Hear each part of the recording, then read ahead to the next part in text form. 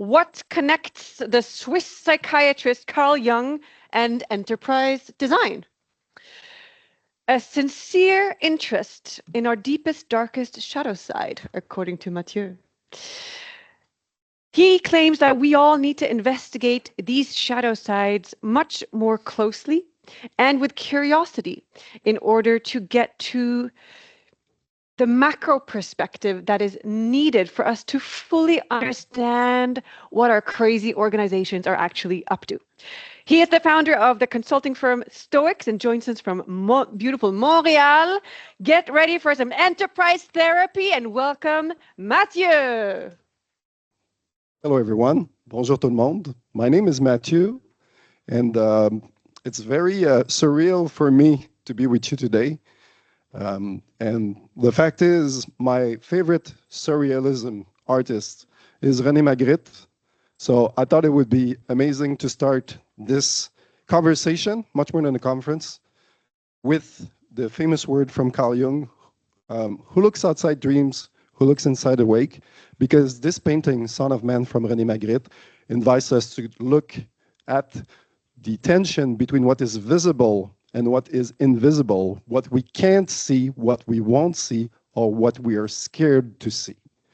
And I think this is a very interesting subject, and this is a subject that I've been looking at in the last year in very dramatic fashion, as you will discover during this talk. I'm a drama teacher, by the way, so drama is what I do for a living. So let's start with thank yous.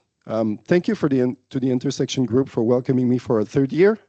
I have been in Vienna doing a talk, an Edgy User Day case about how I discovered Edgy while I was a product manager for a SaaS company.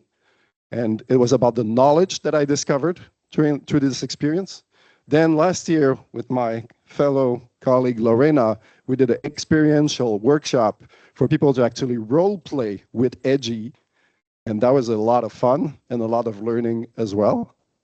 And this year, it's much more about beliefs for me, about what I think enterprise design should be looking at that may be invisible to this day, up to this day.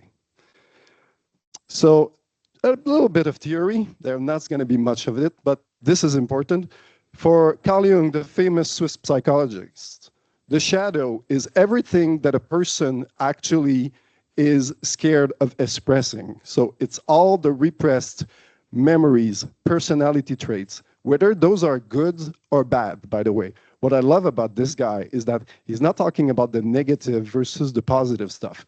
He's saying it's either expressed or repressed, but all of it together brings value and uniqueness. For those who are not familiar, there's going to be a lot of coloring in this presentation. This is all based on the Edgy terminology. And just as a little reminder, these are all the different facets and interactions that Edgy is looking at from an enterprise design perspective, but also all the elements, which are the outcomes, the activities, and all the objects that we're using. But one of the things that we don't talk enough about are the people using all of these tools. So instead of looking outside at all these tools, we're going to take a look inside the people. That's what I want to do with you today. One of the things I really enjoy about Carl Jung is that he has a multifaceted impact on the world. He was not only one of the founding fathers of analytical psychology, which was about the knowledge, but he was also a very inspiring figure that influenced a lot of the entertainment and all the experiences that we are living through, especially, you know, like this here is a Lucasfilm documentary on the work of Carl Jung, because the shadow is everywhere. You just don't know it yet. It's in all the different stories. Like, for example, Star Wars is the best example of shadow theory, but we're not going to get into that, even if there are Star Wars fans in the room. That's not the point of this discussion. But also, all the beliefs, because before Carl Jung, analytical psychology or psychology was about solving trauma, fixing problems.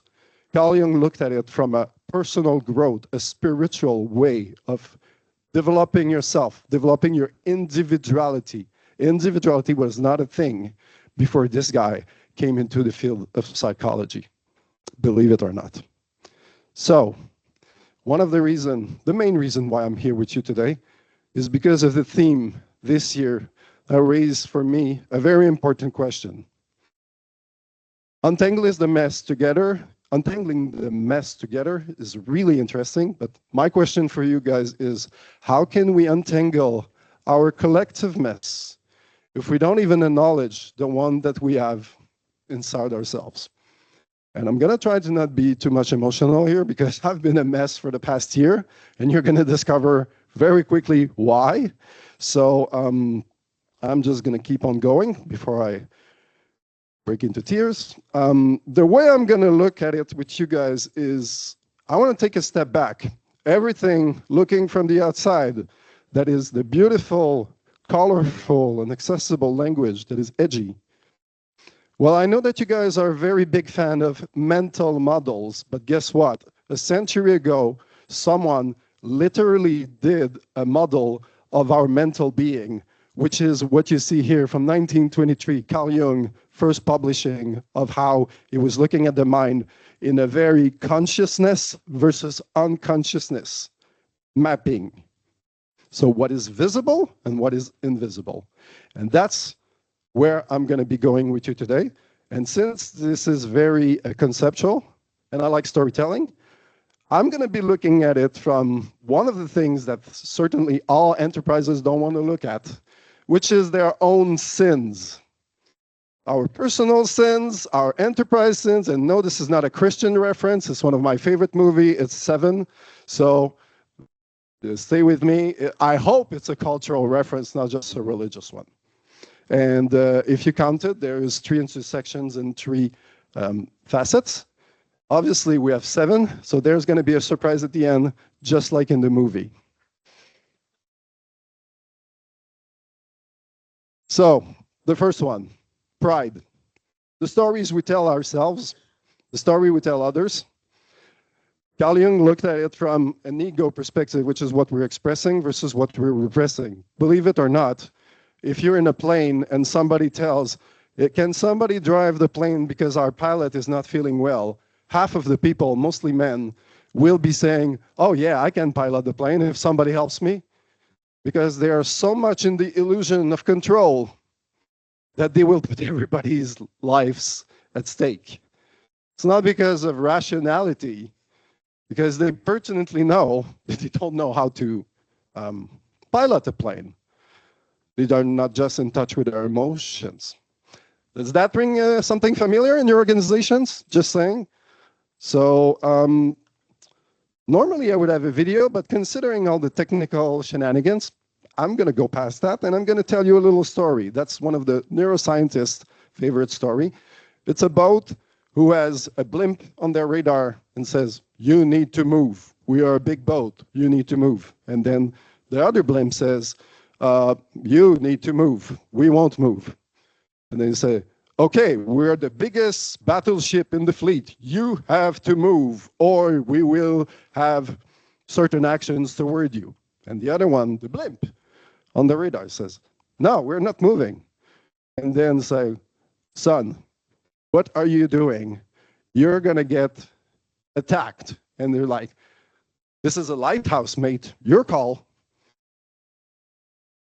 So the fact is, it's a very interesting story from an organizational perspective, but the deeper aspect, the hidden aspect of this story is that both the boat and the lighthouse are inside the person. The boat is our illusion of control, and the lighthouse is our emotion that are signaling something that is completely unable to move unless we acknowledge it and we take better decisions from it. This is why it's a very famous urban legend that is used by neuroscientists. Off to the second sin, lust, the quest for beauty, the quest for pleasure, what Carl Jung refers to as the cultural unconscious. I think it's very interesting because from an enterprise design perspective, the products are everything that we are interacting with, the offerings, etc. And there is a very famous researcher back in our country, Canada, I should have mentioned that I'm from Canada, Montreal, Miguel Aubouy, who looked at the universal approach to explain how innovation is born and major innovations, as, for example, the invention of penicillin in science, medicine, the invention of microcredit in finance, the invention of something called cubism. I don't know if you heard of it, from a certain Picasso, you know, like those small innovations. And also business innovation, as in the Dyson company of aspirateur. I have no idea. I don't remember. Vacuum cleaner. Thank you. See? Collective intelligence. That's what I love about this. So believe it or not, all those life-changing, in some cases, Nobel Prize, big companies, innovation, they don't come from something pretty or perfect or clean. I mean, the key observations that were deriving those innovations was a dirty type of mold on a wall in a lab. It was the fact that they wanted to lend money to people who couldn't even sign contracts, but who had the behavior to be liable for microcredit. It was the African statues and art that were considered an inferior type of art compared to the beautiful European painting. But Picasso saw something really interesting in there and derived all his art from this inspiration. And also, for Dyson, he actually went to mess around with silos in farming industry because he thought that the vacuum process was so inefficient with the bags that he looked at a completely different industry and completely transformed how we vacuum clean. So as you can see, key observations come from shadow aspects, the things that are hidden, the things that are repressed. That's my point for lust. Now moving on to greed. You're not gonna like this one. Just saying, because it's gonna feel personal, and that's the point. The way we structure our capabilities and how we present them, it's our persona, right? It's the person that we present to the world that is perfect, that is knowledgeable. Like, for example, if I still had a LinkedIn account, you would see that I am an MBA in investment management, that I have a financial analyst degree certification, that I have agile product development experience as a product owner, that I am an enterprise design practitioner, and that I'm an innovation consultant. Well, fun fact, I failed miserably my first finance course. This is the repressed aspect, but the fact is a teacher followed me all around so that I succeed. And I think subconsciously, I just wanted to spend more time with that teacher. That's why I kept on going. If that teacher is not there, I'm not moving on in finance, period. For the CFA part, I'm supposed to look at mathematical models. What I loved about it was not maths, it was psychology, how people react to risk, how people behave in front of resources versus risk. The neuropsychology of it, I was not getting enough of it at any time. For Agile, I'm going to tell you a little story right after. And for innovation consulting, we're going to talk about that a bit later. But you see the point. This is my persona, what is expressed. The fact is, the very reason why my Agile first project was successful is because I put an empty chair in the middle of a room where people were coming from all over Chicago, New York, even the CMO of a big tech company. And I told them, we're all here gathered, but where's the user? So if you want to impersonate the user, you just go in front of the class, in front of the room, and you impersonate them. No awkwardness, no need to raise the hand, no need to stop the conversation. And that chair kept on going all the way through the project, because every time the conversation was going sideways, I just posted that picture to make them understand what was agile, thinking about the user first. No need for lengthy emails or AI-powered emails to be sure that I'm smoothing my language, so to speak. Just like the first time when I was using edgy, I realized afterwards, because I did a lot of introspection in the last year, I wasn't mapping processes. I wasn't mapping elements. I was mapping emotions. I was mapping the fact that we were very confident about how we do things. We were very knowledgeable and very well known for our experience as a business. We were scared for our product because we had just lost a very dear colleague of ours who committed suicide.